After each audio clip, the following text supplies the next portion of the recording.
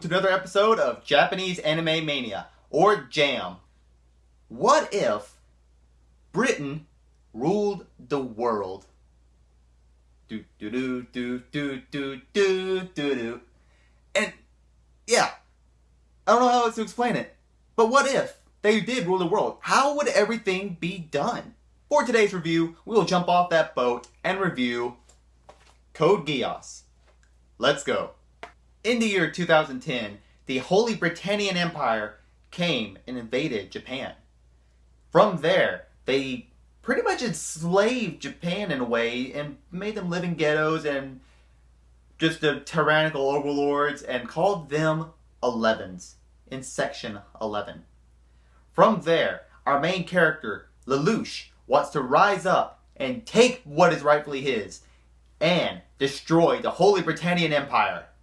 What will he do to achieve such goals? Get magical powers like a magical girl?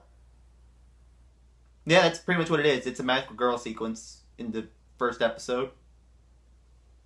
Character-wise, we really can't go over too many characters because this show has a crap ton of characters, like a lot. So, we're really going to go over two. Lelouch Lamperouge and Suzaku Kurorugi. So, let's start off with Lelouch because, man, he is our poster boy for this show. Lelouch wants to reclaim what is rightfully his because he is Prince to the Throne. Not really spoilers, it's revealed in episode 2, so sorry people who haven't watched the show, but you get it rather quickly that he's a prince. He wants to reclaim what is rightfully his and get revenge on his mother's death. Again, episode 2, so it's not spoilers. Lelouch wants to destroy the Britannian Empire for all of the stuff that it's done wrong to the world. The world is owned by 3 factions. The Chinese Federation, the European Union, and then the Holy Britannian Empire.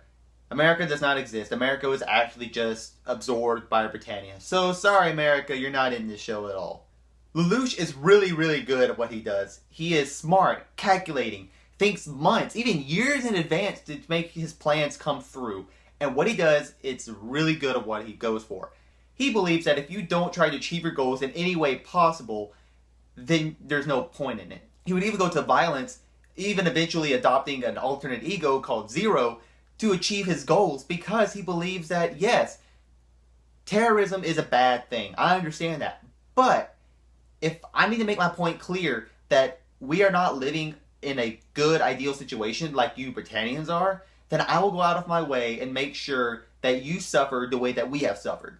Lelouch has the uncanny ability to be able to use the ability called Geass, hence the name Code Geass, to where he's able to give a simple command and anyone will follow it. And that's really cool, and that's how he wants to achieve his goals, again, by any means necessary. But he doesn't want to necessarily just go, hey, by the way, kill the Emperor for me. No, he wants to do it himself, to show that he has the personal struggle to go out of his way and kill the Emperor himself. And he, again, with the Geass power, is really interesting and see how this goes on. For the second character, we have his best friend, Suzaku. Suzaku is on the other spectrum. He believes that you should go about things peacefully and through the inner workings of the system. For Suzaku, he is, the quiet, reserved, but he's also athletic, and he's the kind of the counter opposite to Lelouch. I would have to say for both of them, I'm kind of stuck in the middle of their ideologies because they do a really good job of expressing both of them, and you can't really say one is better over the other. They go about their way also using giant robots. Because giant robots are awesome and solve every problem in the anime. Seriously, like, what show does not have giant robots nowadays? Now, I will say that in Season 1, we have more of the build-up to this power struggle, as well as there's not as many robot fights. But then when we get to Season 2, robot fights are plentiful. Like, a lot. To where a point where it's like, okay, more robot fights, let's keep going. I'm still enjoying this. And a lot of political intrigue in Season 2. So, it's really well if you like that political stuff. Animation and sound-wise, the animation is really nice. I will say that. For the battle sequences, I love it. Oh, it's so good when there's robots flying and explosions, and it's like, ha! I countered your plan with my plan. Well, I did my plan with your plan and my plan. Oh, well, then I cheat. Sound-wise, this show really knows how to build up your blood pressure, because it's just like, well, I want a piece of toast. Like,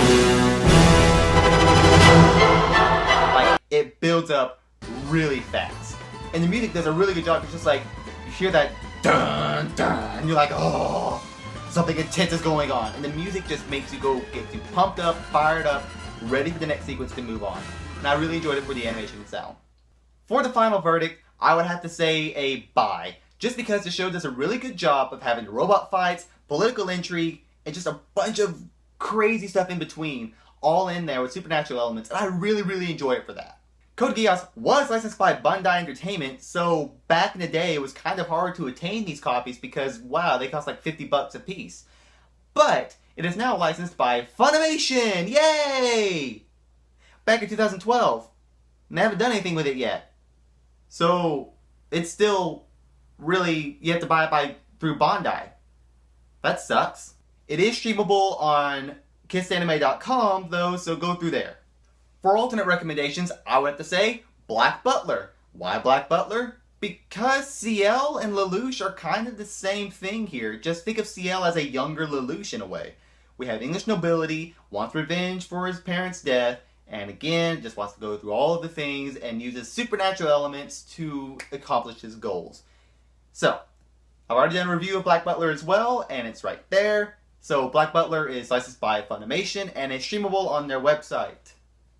For another recommendation, I'd have to say Death Note. Same thing here.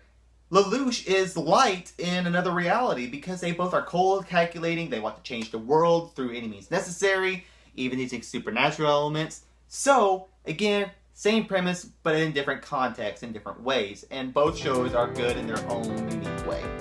Death Note is licensed by Funimation and is streamable on their website. Thank you so much for watching, everyone, and have a good one.